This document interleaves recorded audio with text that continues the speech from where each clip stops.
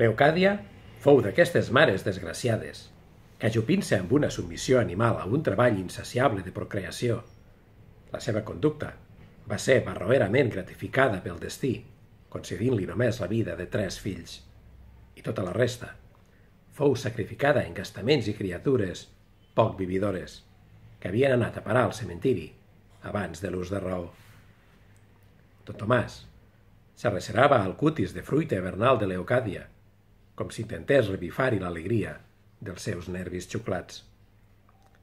Quan s'ensopegaven tots dos sols a taula, i don Tomàs, perquè havia trobat massa sabent l'oli de la coliflor, o perquè l'escanyussà un grúmoll de sèmola,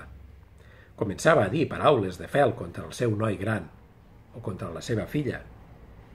Leocàdia contemplava l'explosió volcànica de la dentadura del seu marit,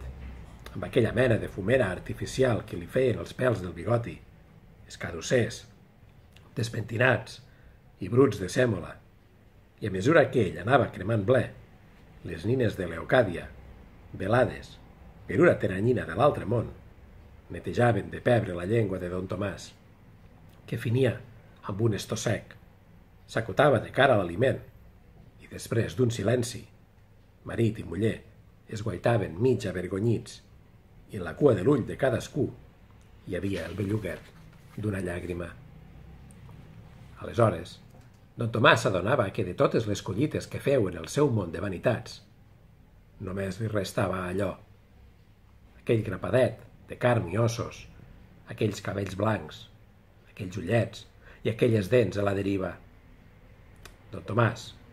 s'adonava que per a ell l'amor i l'amistat,